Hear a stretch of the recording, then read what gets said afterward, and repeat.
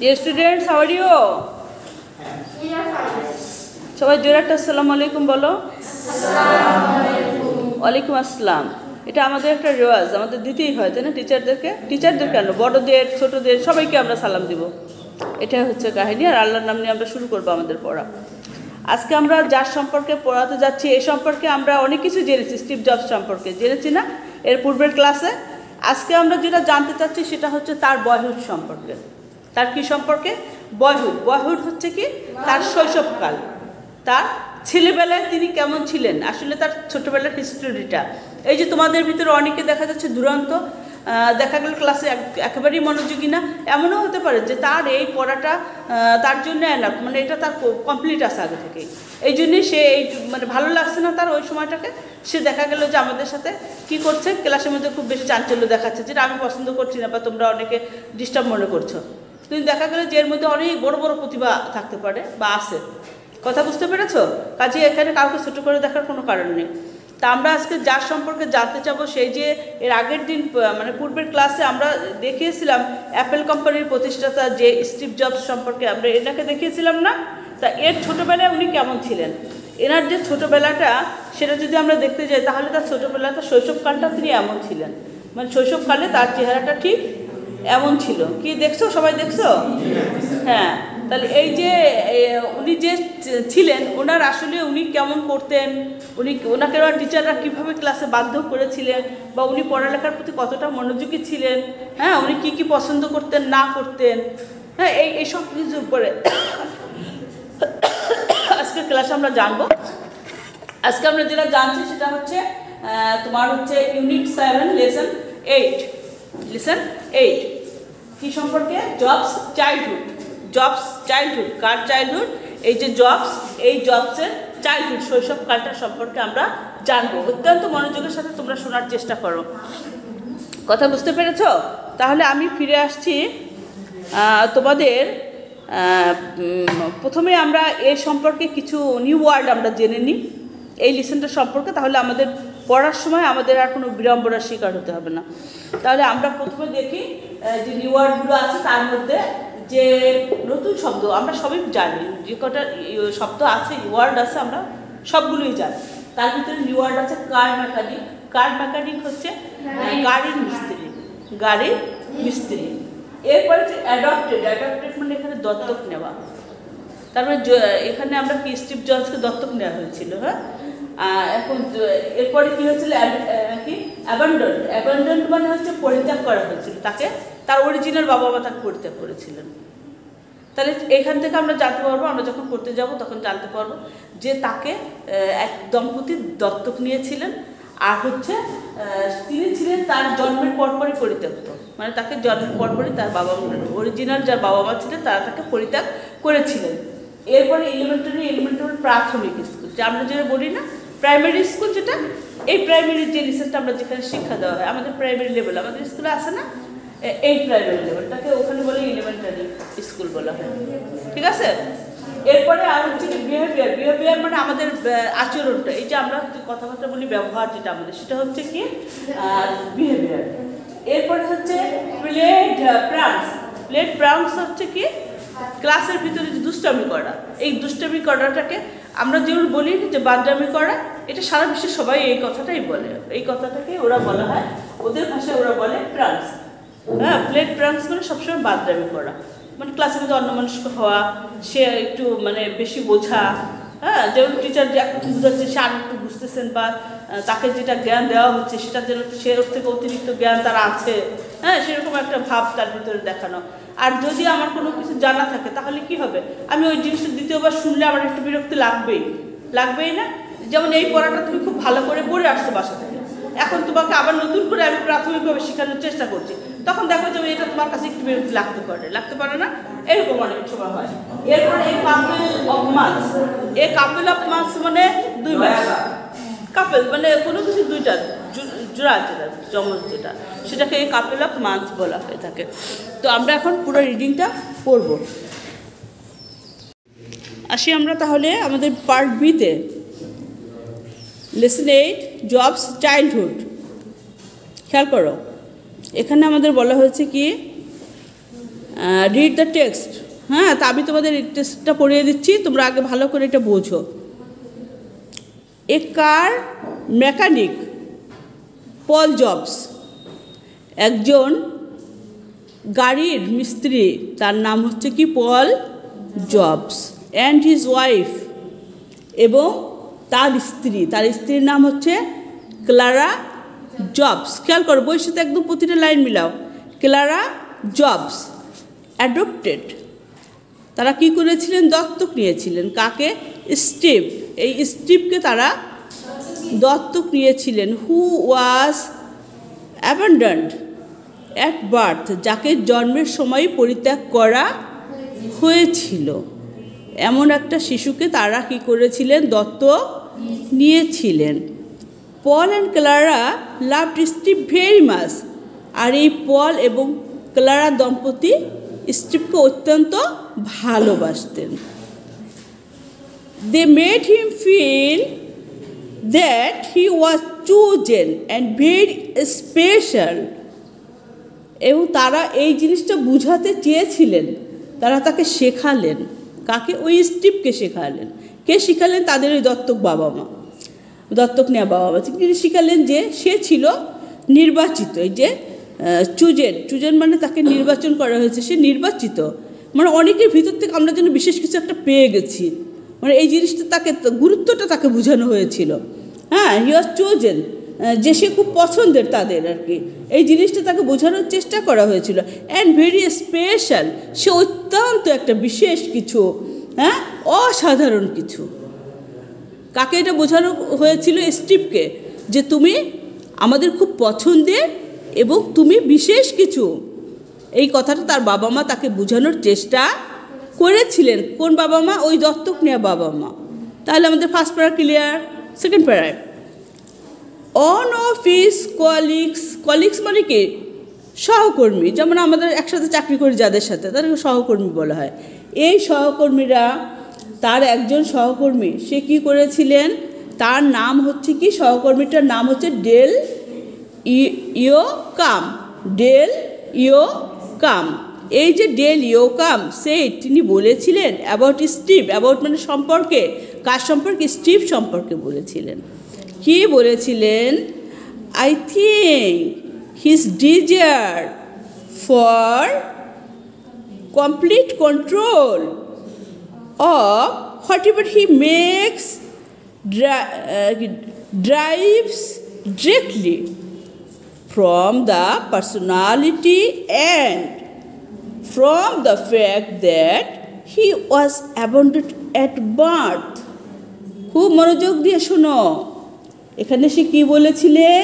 আমি মনে করি যা কিছু তিনি তৈরি করছেন, যা কিছু সে করছে, মানে তার আচার আচরণ সব কিছু, এভরিথিং, হ্যাঁ, তার উপরে তার একটা পূর্ণ কর্তৃত্ব করার একটা ইচ্ছা কি আছে।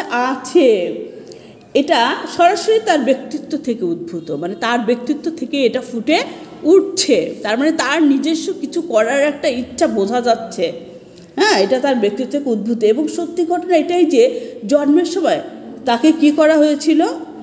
তাকে পরিত্যাগ করা হয়েছিল। এটা তো সত্যি যে হি ওয়াজ অ্যাবান্ডন্ড অ্যাট বার্থ, এটা হচ্ছে সত্যি যে জন্মের সময় তাকে পরিত্যাগ করা হয়েছিল। কি এইটা কি ক্লিয়ার হয়েছে? দ্বিতীয় প্যারাটা। আমরা তৃতীয় প্যারা চলে যাই।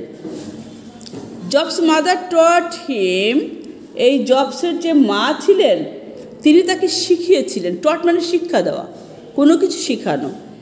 হাউ টু রিড, কেমন করে পড়তে হয়, অ্যান্ড রাইট, কেমন করে লিখতে হয়, before he went to the elementary school, প্রাথমিক স্কুলে যাওয়ার পূর্বেই জবসের মা তাকে লেখাপড়াটা শিখিয়ে দিয়েছিলেন।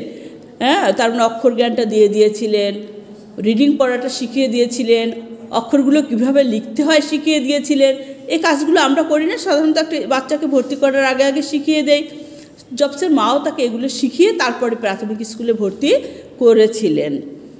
এরপরে so when he went to school, সুতরাং যখন সে স্কুলে গিয়েছিল, হি ফাউন্ড আউট দ্যাট, সে লক্ষ্য করলো যে হি নিউ এভরিথিং, সে তো সব কিছুই জানে। যে জিনিসগুলো শিখাবেন টিচার, এগুলো তো সবই তার জানা। তাহলে এখন সে যেহেতু অক্ষর জ্ঞান নিয়ে এসেছেন, সবকটা অক্ষর সম্পর্কে তার একটা ধারণা আছে, সে সব কিছু জানে। That the teachers were teaching, শিক্ষক যা কিছু শেখাচ্ছেন এগুলি সবই তার জানা। হি গট বোর্ড অ্যান্ড, সে বোর্ড মানে কি হয়ে যাওয়া, বিরক্ত হয়ে যাওয়া, একঘেয়ে হয়ে যাওয়া। সে তখন ক্লাসে একঘেয়ে হয়ে গিয়েছিল। অ্যান্ড প্লেড প্রাঙ্কস, এবং সে বাদরামি করতো, টু কিপ হিমসেলফ বিজি, নিজেকে ব্যস্ত রাখার জন্য। This continued for the first few years, এটা প্রাথমিক কয়েক বছর ধরে এই কাজটাই চলছিল। ইট ওয়াজ ক্লিয়ার, এটা পরিষ্কার, ফ্রম হিজ বিহেভিয়ার, তার আচরণ থেকে, that he could not accept others people's authority. এটা কিন্তু পরিষ্কার যে সে কী করতে পারে না, অন্য অন্য যে মানুষের যে কর্তৃত্ব, মানুষ যে তার উপর যে কর্তৃত্ব চালাবে, এটা তিনি গ্রহণ করতে পারতেন না। এই অন্যের কর্তৃত্বটাকে তিনি মানতে পারতেন না। হি সেইড, সে বলতো, কি বলতো, I encountered authority of a different kind that I have never encountered before and I did not like it. সে এই কথাটা বলতো, যে কি বলতো, আমি এক ভিন্ন রকমের কর্তৃত্বের সম্মুখীন হতাম যা আমি পূর্বে কখনো হইনি, এবং আমি এটা পছন্দ করতাম না। মানে কেউ তার উপর কিছু চাপিয়ে দিক, এটা সে পছন্দ করতো না। তাকে কেউ জোর করে কিছু শিখিয়ে দিক, এটা সে পছন্দ করতো না। মানে কেউ কর্তৃত্ব তার উপরে ফলাক, এটা সে পছন্দ করতো না। কথা কি বুঝতে পেরেছ? আচ্ছা, এ turning point came when he was in grade 4. একটা পরিবর্তন এলো। কখন পরিবর্তন হলো? যখন সে চতুর্থ শ্রেণীতে উঠল, তখন এক ধরনের একটা পরিবর্তন দেখা দিল। হিজ টিচার, তার যে শিক্ষক ছিলেন, তার শ্রেণীর যিনি শিক্ষক, এই শিক্ষকের নাম ছিলেন কি? ইমোজিন হিল। কি নাম ছিল? ইমোজিন হিল। উনি ওয়াচড হিম, তার দিকে নজরদারি করতেন, পর্যবেক্ষণ করতেন, খেয়াল করতেন, ভেরি ক্লোজলি, অত্যন্ত নিকট থেকে, অত্যন্ত কাছ থেকে, ফর সাম টাইম, কিছু সময় যাবৎ। অ্যান্ড সুন, শীঘ্রই, ফাউন্ডেড আউট, সে এটাই পেলেন, ফাউন্ডেড মানকে তার কাছ থেকে সে এটা বুঝতে পারলেন, সেটা অনুধাবন করতে পারলেন। হাউ টু হ্যান্ডেল হিম, তাকে কীভাবে পরিচালনা করতে হবে, তাকে কীভাবে চালনা করতে হবে।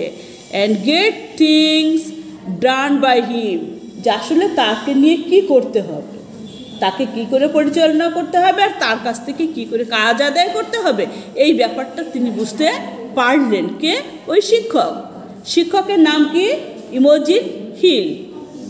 সে তাকে পর্যবেক্ষণ করলেন এবং আবিষ্কার করলেন যে কেমন করে তার কাছ থেকে কাজ আদায় করে নেওয়া যেতে পারে। ইন অর্ডার টু, মানে জন্য, কিসের জন্য? গেট থিংস ডান, এই কাজগুলো করিয়ে নেওয়ার জন্য। She used to give him money and food, সে চিন্তা করলেন যে কে কিছু অর্থ এবং কিছু খাদ্য যদি দেওয়া হয় তাহলে হয়তোবা সে কাজগুলো সঠিকভাবে করে দিবে। টিচার এটা আবিষ্কার করলেন।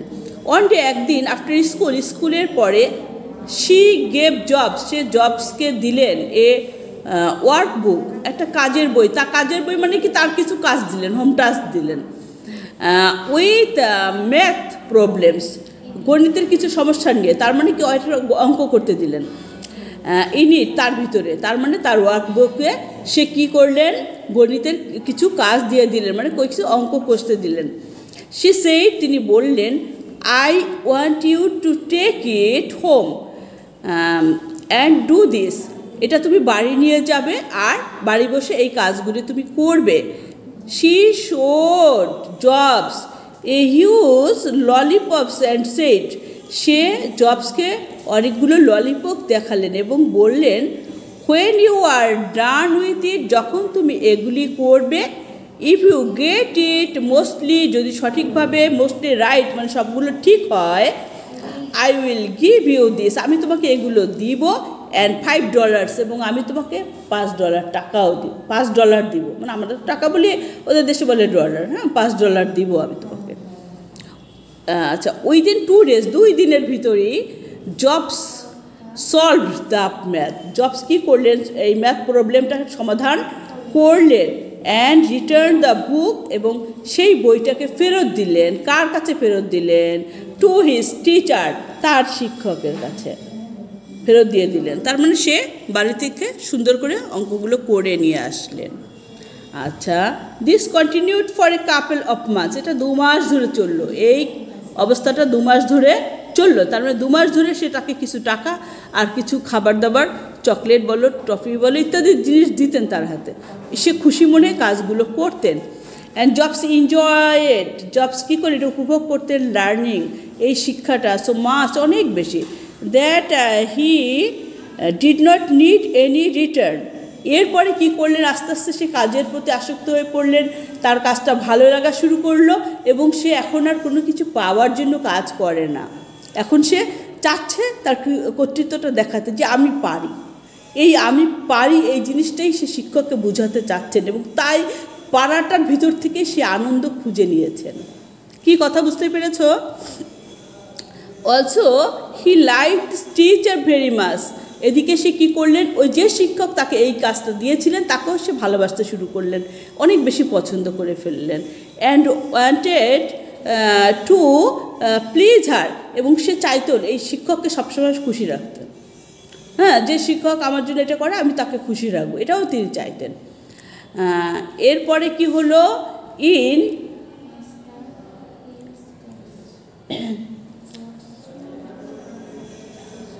এরপরে কী হলো, ইন মিস হিলস ক্লাসেস, এই হিলের ক্লাসে জবস ফিল দ্যাট, জবস অনুভব করলেন, ওয়াজ স্পেশাল, নিজেকে একটু আলাদা কিছু, বিশেষ কিছু সে নিজেকে অনুভব করতে শুরু করলেন।